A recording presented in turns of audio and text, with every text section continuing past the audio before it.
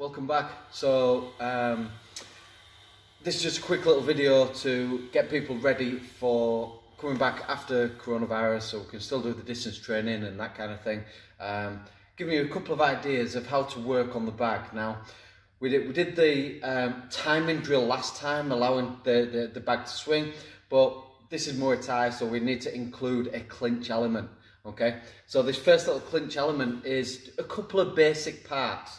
All right, so first of all, there's no orthodox or southpaw in clinch work. This is a key component. So I've got my hips square and my hips are close to the bag. If I stand in orthodox stance, okay, my body's open on this side, yeah. If I stand in southpaw, obviously I'm open on the other side, asking for a right knee, yeah. So if I keep my hips square, I'm nullifying this space. Now this is a key component of how to defend. Okay, we're going to be pushing the hip to the inside of the knee. All right.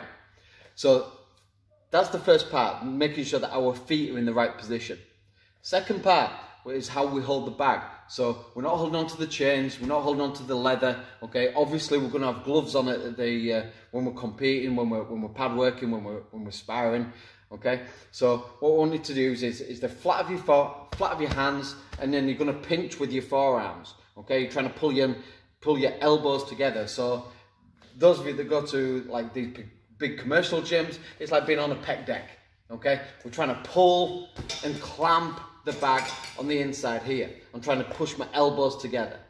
Also, I want my head in a safe position. So for the sake of the drill, all we're going to do is just going to put the forehead on the bag here. Okay, that could essentially be on our partner's shoulder, on our partner's collarbone, and it's going to avoid elbows in the clinch. Okay, so this is our key starting point. Then all we're going to do is we're going to take a little step out one way. So we're going to, as with normal footwork, we go wide adjust. Okay, so I'm going to go wider, then I'm going to turn the bag and adjust. If I step to the other side, I'm going to go wider and adjust.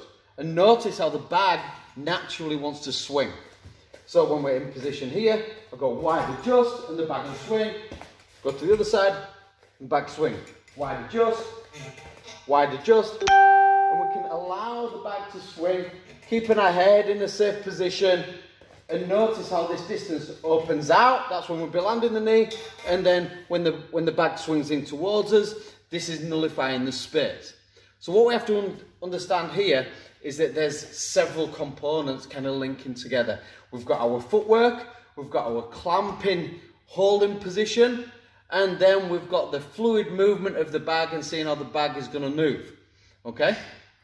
So these three components are your starting point.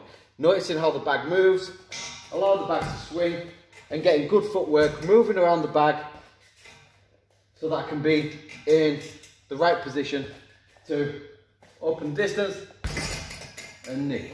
Okay? So the next component is the pendulum action of my legs. Now, you need a little bit more core stability when you're doing it on the bag, when the bag moves, but you can also practice this up against the wall and practice your knees against the wall. Obviously, you're not hitting the wall, you're not going to be kneeing the wall, it's not a conditioning drill, okay?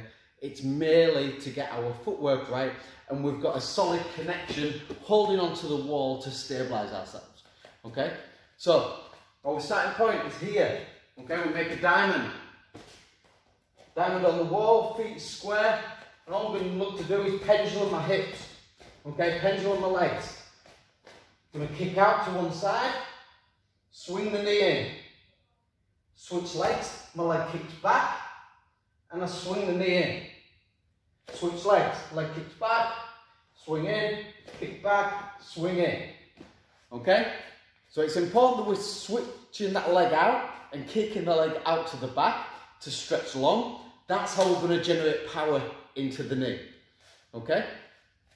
What this also does, it turns our hips in this figure of 8 motion. Okay?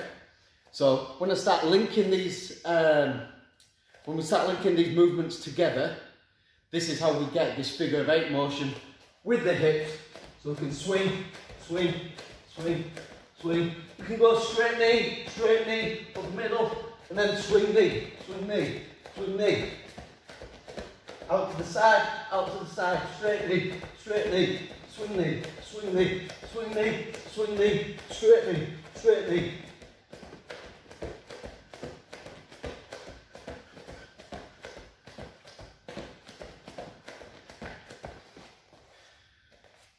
Okay, so then we carry this back over onto the bag. So now that we've practiced the knees up against the wall and we've got our key components of turning the hips and we've practiced the little turning with the bag, now we can link these movements together, okay? So we've still got our hips square. We can turn the bag with our forearms, so we're clamping. We can turn the bag, stepping out to the side. But this is also going to feed in to how we're moving our hips to kick out, and then we can generate good power into that knee, and then we should be aiming to hit the same spot every time. Okay? So, from here on the bag, and step out to the side, allow the bag to swing. Step out to the side, allow the bag to swing. Then here, knee, step twist, allow the bag to swing. Step out to the side, swing, knee, swing knee, swing knee, swing knee, swing knee. Step out to the side, allow the back to swing, step and turn. Allow the back to swing, move with it, go with the energy. Swing knee, straight knee, straight knee. And that's how we start putting it together. Our next angle that we've got to deal with when we're clinching is what to do with our arms. So we've obviously got that strong dominant position where we're clamping on the bag, but we also have to contend with their grips as well. So we can have a little play with how to practice this pummel. Obviously we don't need someone to do that, so what we've got is just an old bike inner tube, okay? And all we're going to do is just going to put that around our neck, okay? This is going to simulate someone else's clinch, okay? If they've got both hands to the inside, they've got the dominant position, okay? That's a dominant clinch position. So what we want to be able to do is take that away. So the person that's inside has the control. We want to be able to circle our hand to the inside and clinch. Circle the other hand to the inside and clinch. We can move it up and pop the inner tube around our lats. Okay, so we can practice this kind of bear hug position. Again, another legitimate clinch grip. Okay, we can practice coming out of that. So circling an arm in, circle the arm in, circling in, popping over the top, circle to the inside, circle to the inside. Also, as a defense to this grip under the arms, we can post down onto the bag using our thumbs on the inside. You'll be using them on the inside of the hips, on the hip flexors to push away, and then we can start clinching from here. Okay? So essentially it's a simple task to circle your hands in, popping over, one inside, one outside, changing both sides. So we can practice all of these clinch holding positions with our knee in, with our footwork, and start seeing that these are pieces of a jigsaw, okay? These pieces of the jigsaw essentially are what make up our clinch game, okay? Now obviously we can't do this with contact just yet, but these key components are part of the jigsaw.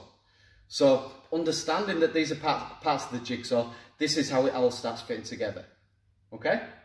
So now I'm not going to direct you too far. I just want to give you the piece of the jigsaw and see if you can put it together.